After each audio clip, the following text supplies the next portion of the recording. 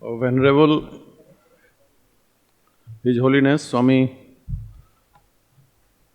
Advayanandji, President of Chinmaya International Foundation,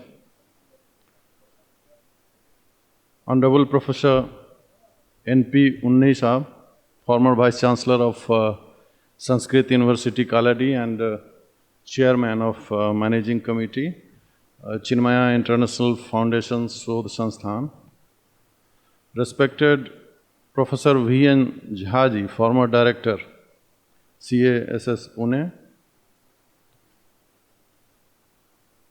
Honorable Dr. Dilip Kumar Rana ji, Director, Chinmaya International Foundation, Shodh Sansthan,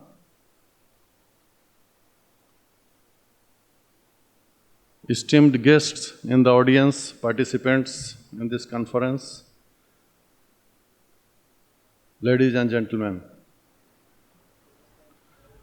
I am immensely happy to associate myself with inauguration, part of this 6 days international conference on education in all inclusive universal spirituality, being organized by Chinmaya International Foundation Sodh Sansthan in collaboration with Spiritual Heritage Network, Canada.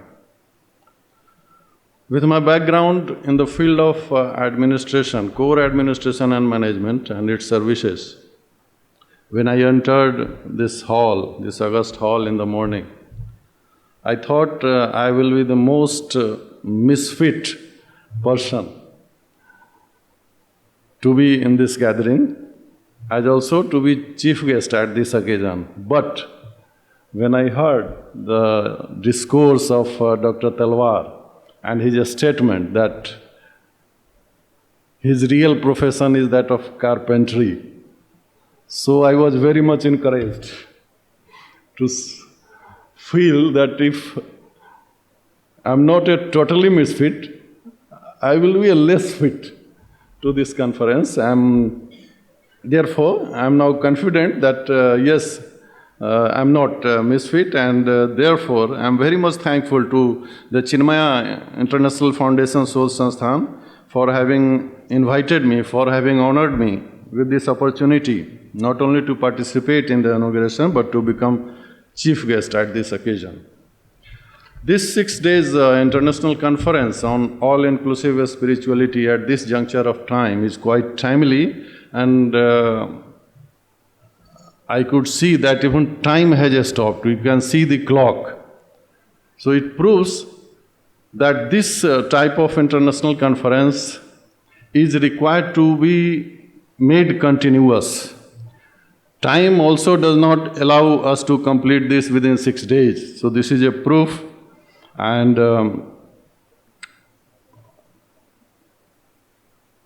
this is particularly relevant and contextual because of the fact that human beings are themselves proceeding to bring total annihilation on their lives. I find from the agenda of the conference that crucial subjects having a great bearing on humanity and peaceful living have been listed for discussion.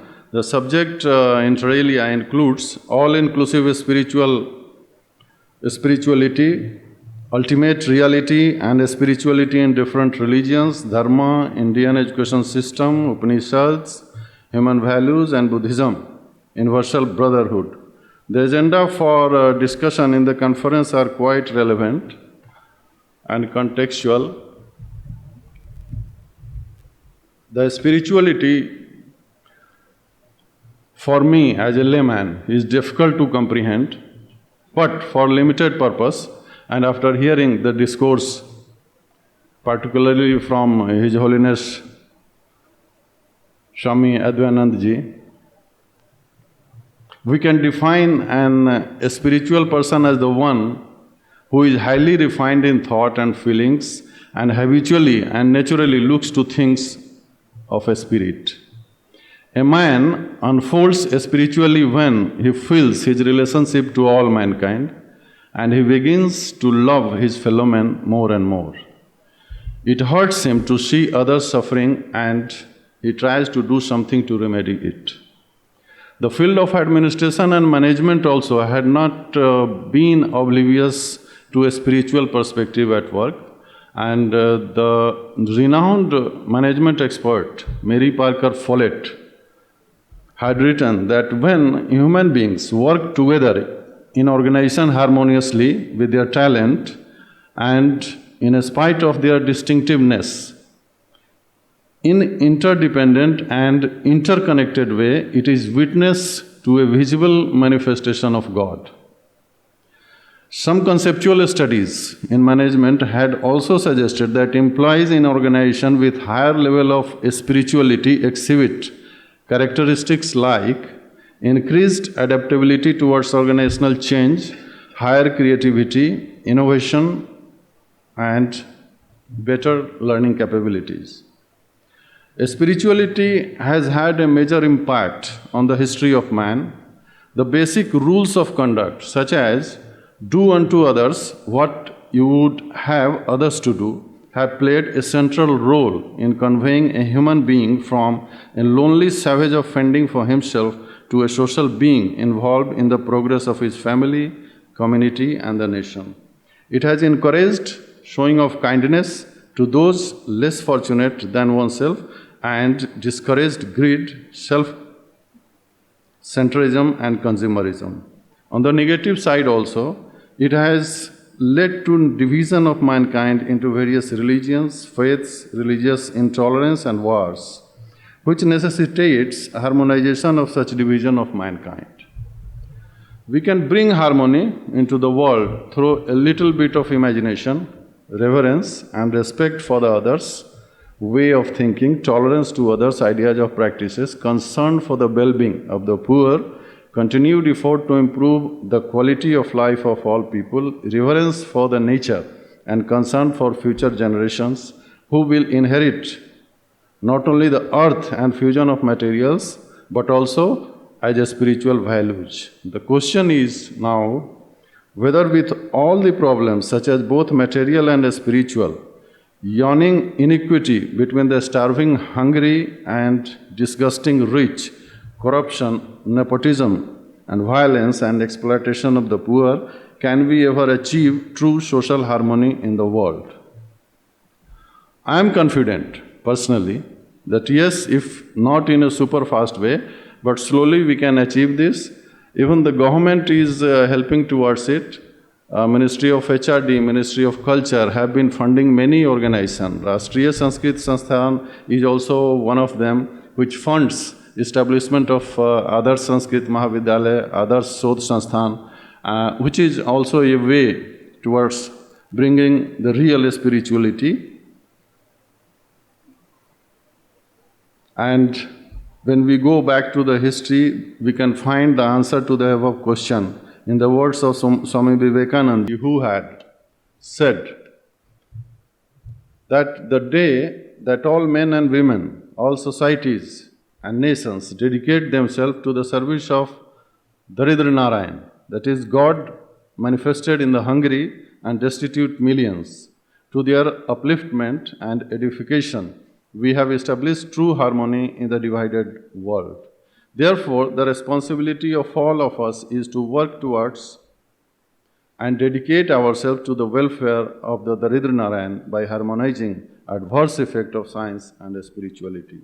This will happen if we as educational policy makers, teachers and parents facilitate children to realize their true nature and to foster moral and spiritual excellence.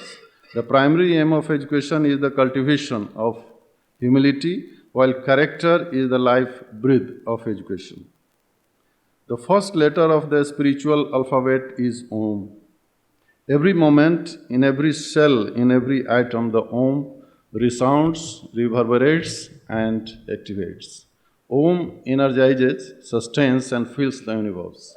We must develop a more holistic and integrated way to understand the world around us, one that explores both seen and unseen. The pure qualities of the human heart and the transformation of our attitude are essential in our quest of happiness and spirituality. The main goal of human existence is the realization of Anand, that is bliss, for mankind and the unity of all men and women in world of love. Faith in self and faith in God is the secret of greatness. When the distinct qualities are developed, mankind will be equipped to transform society with the strength of human values like truth, non-violence, righteous conduct, love, and peace. With these words, I have great pleasure that in the various sessions of this 6-day conference, a meaningful deliberations and discussion will take place on education in all inclusive universal spirituality, which will be able to guide and design the future roadmap for universal spirituality for peace and sustainable development of mankind in India as also the whole world. I wish this conference a very success. Hari Om.